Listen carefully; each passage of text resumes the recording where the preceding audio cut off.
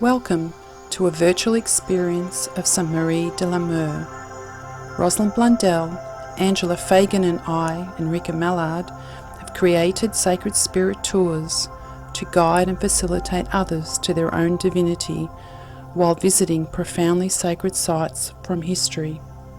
While our intention is to personally take you to places rich and deep with sacredness, our current environment does not allow that possibility in this moment. We will surely return to that endeavour. In the meantime, we wish to share this virtual experience with you.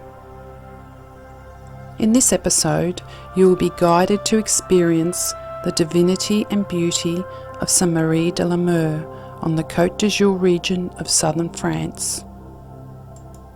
Make yourself comfortable as we firstly share a brief history of the location, followed by sights, meditation, and reflections. Invite yourself to be cloaked in pure divinity as you allow your own infiniteness to both awaken and radiate.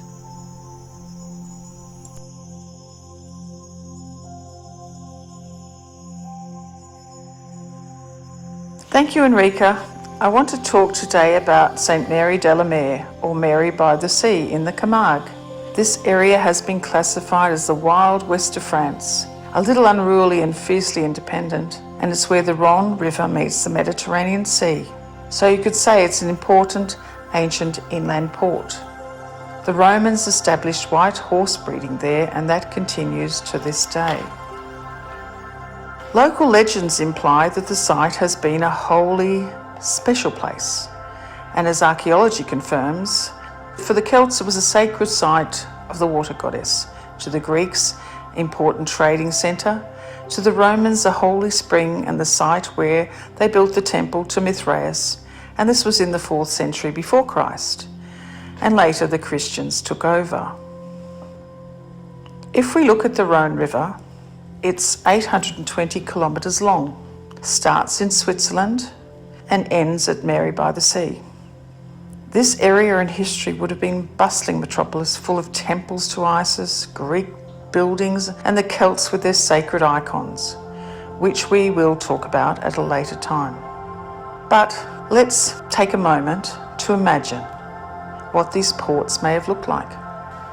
Just close your eyes and see the purple cloth drying in the wind, the smell of food cooking, bread baking in the sun, hear beating metal making blades and pots, a potter's wheel spinning in the distance making amphora to hold oil and wine. Look at the children laughing, hear the hooves thumping the earth. It would have been quite a sight for 3 women and a girl to embark on, and finding their voice of deliverance. Coming back, we look at the area. It was originally called Ra, and we think that meant boat or port. The village became known as Notre Dame de Ratas, Our Lady of the Boat. And the name St. Mary by the Sea never appeared until the 1800s. But let us take a look at the story. Legend says that 3 Marys arrived on a boat. These 3 were Mary Jacobi, Mary Salome, Mary Magdalene, and a girl called Sarah.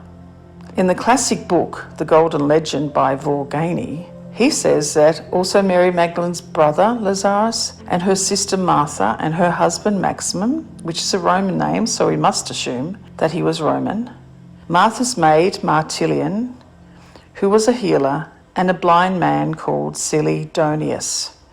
And I'm sure many more followers jumped on the boat to save themselves from persecution at the time.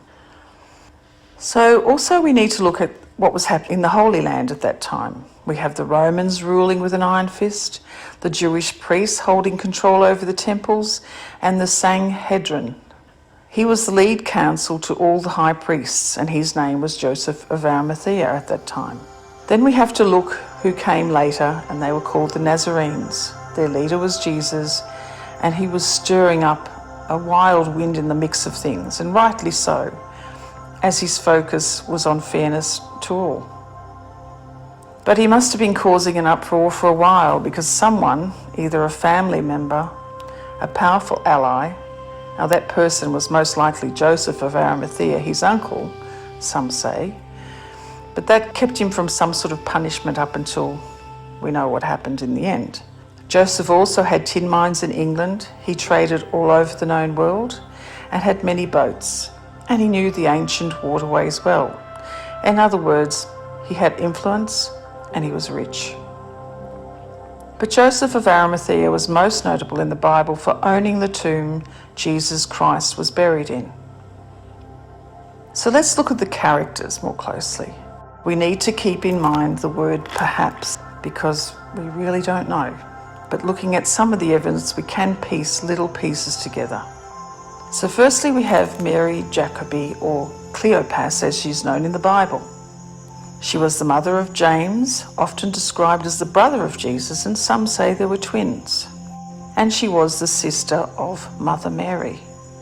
So you've got to ask, who was pregnant? We had Mary Salome, the mother of the Apostle James, who went on to be Saint James at Compostela. And the youngest son was John, who was never martyred, and he died of natural causes in Turkey. We have Mary Magdalene, a woman of independent means, and may have been the wife of Jesus and may have been carrying his bloodline. So then we have to have a look at what did the three Marys have in common. They were all at the crucifixion of Christ. They stayed well after the dusk curfew, and as well as all together, they found his tomb empty. So we ask, was it a resurrection or was he taken? Other writers say that all three women sailed to Egypt with Joseph of Arimathea to get to the Mediterranean coast, and looking at the ancient trade routes taken in the day, Egypt was a port of call to stock up for the next port. Others on the boat were Lazarus, and in the Bible Jesus made him undead, and Theodonis was a blind man. Both of these miracles Jesus had performed, and they were with them. Also Sarah, known as the servant. She was a dark-skinned one. She was thought to have been hired in Egypt as the maid of the three Marys, or was that a story to hide her real identity? Another version, she was a local young woman who welcomed the passengers on their arrival, which means it seems like they knew where they were coming. Or the bloodline of Mary Magdalene and Jesus, already placed in safe hands somewhere. If we look at the research science, at the time, the Middle East, everyone had dark hair and skin, so Sarah's reference to dark must mean she was black, or just sorrowful, or not even black. Yet another mystery. So where did they land? The myth says they were cast out in an oarless boat in 45 after Christ. Remember, they were thrown out of the Holy Land with nothing. Did they just randomly venture into the haphazard journey with no true direction? Or was it luck, faith, or prayer that landed them on the shore we call today St. Mary de la Mer? Now, Vaughan said they landed in Marseille, a coastline across the Mediterranean. Would have been more popular for a site of trade and action, but was it by chance they landed or by design? That's our question. In all probability, they did land in Marseille. Some stayed, some travelled. Our two Marys and Sarah went further along the coast to what is now Mary by the Sea. By then the Romans had renamed it to Oppidum Rei. The church today was originally a fortress, thought to be built over the graves of two women believed to be the bones of our two Marys or Sarah. You can see the relic boxes of painted wood made into a shrine that now sits up in the ceiling of the church. The question is, why did they go there? Who was the person of worship? Popular belief is that pilgrims on their way to St. James Compostela will come to the burial place of his mother, Mary Salome, which seems very plausible. But let us be clear, there's no mention of Mary Magdalene being there, So if Sarah was her daughter, why did she leave her there? For safety? Remember the word perhaps, but we don't really have any evidence. How are the two Marys and Sarah celebrated? It is a 3-day-long event. On the 23rd of May in the afternoon, after many religious services, they bring down the relics of the two Marys in a box. The gathering in the church is that they hold up their hands and their candles as if to help receive the bones. Mayhem breaks out, and all this happens before the relic box reaches the ground. For all who are there, they are healed. Then the two Mary statues and Sarah statues are taken from the crypt. On the 24th of May, St. Sarah is taken down to sea and honoured the two Marys who came to her that way. Then on the 25th of May, the two Mary statues are placed in a boat and carried to the sea to bless it. Then they are put back in their places of devotion for the following year's rituals. In history, writers have written that Mary Magdalene went on preaching and lived her life out in St. Bon. Lazarus and others stayed in Marseille. Mary Salome and Mary Jacobi have been noted to had visited other eras in France. But St. Sarah was never mentioned other than at St. Mary de la Mer. So we now find ourselves on our way to the 9th century building. It's now a church, but once a fortress, a refuge from constant raiding. This fortress made people feel they were in safe hands, and it was built over a Celtic freshwater spring. So, let us take a look inside, shall we? As we go in, we will be anointed with the gentle affection from the warmth of the rose oil, and then we are ready to invite the divinity that awaits within.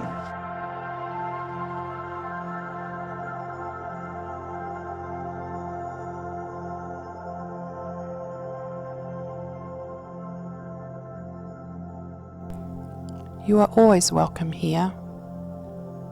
Notice the scent of rose, newly anointed on your forehead.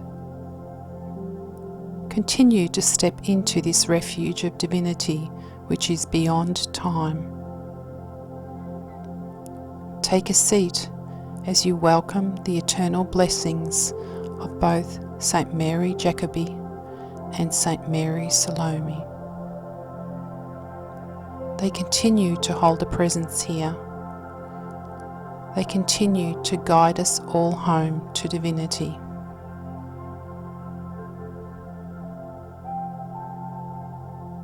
Now look up to view the ornate chamber within which are some of their relics, confirming in kind their perpetual commitment to be ever present for the seeker of their blessings.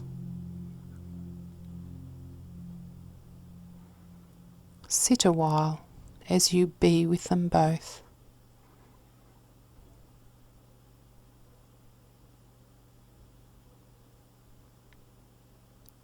Notice that in divinity you are not separate, yet one with all that is.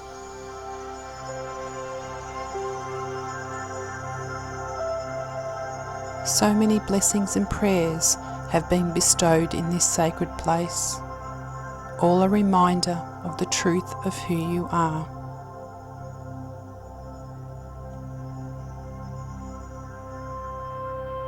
When you are ready, begin to approach the steps to the crypt. Remind yourself of the thousands upon thousands who have taken this journey, touched this stone, walked this path, and now it is you.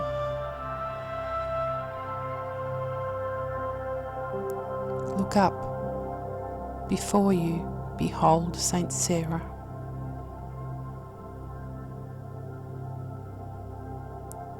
Take a moment to light a candle as you prepare to sit and meditate with her a while.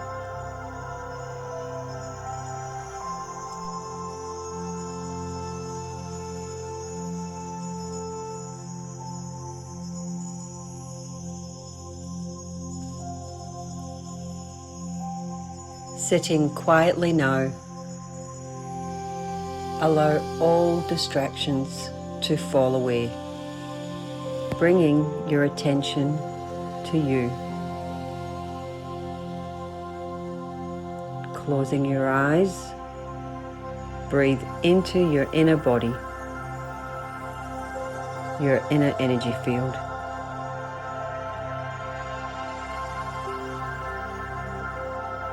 Bring your attention to your knowing,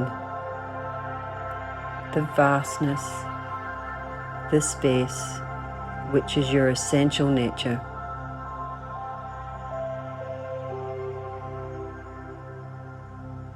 Breathing into your heart, invite this space here to open, acknowledging that beautiful energy that is you. Continue to take heartfelt breaths, knowing you are safe and held in the expansiveness that is your divine nature.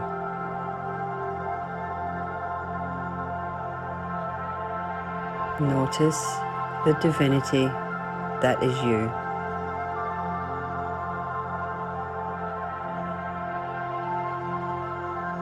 Now visualize Saint Sarah before you.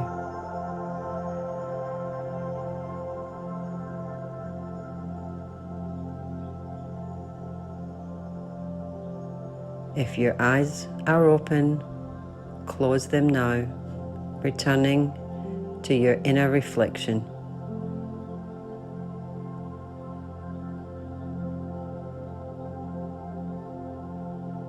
Invite her presence to touch your heart.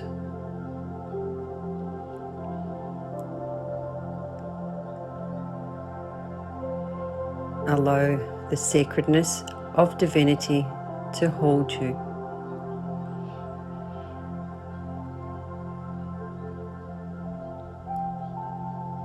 You have an opportunity to offer an intention to Saint Sarah.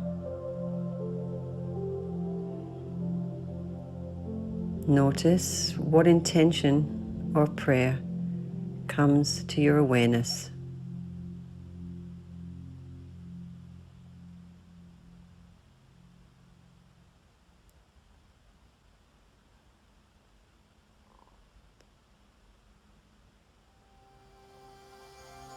Hand it over to Saint Sarah.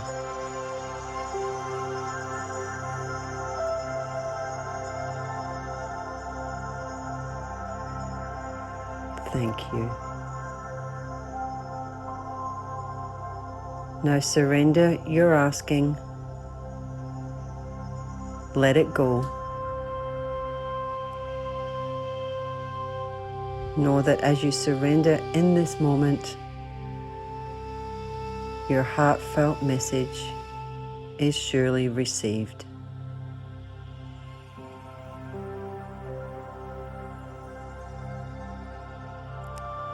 Slowly bring your attention back to your heart, giving thanks for this gift of connection to Saint Sarah.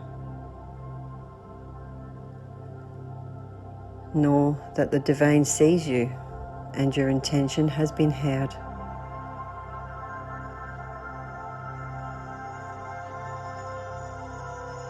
Take a deep breath, bringing your awareness back to your physical body, and be assured that your heart connection with Saint Sarah and divinity is eternal.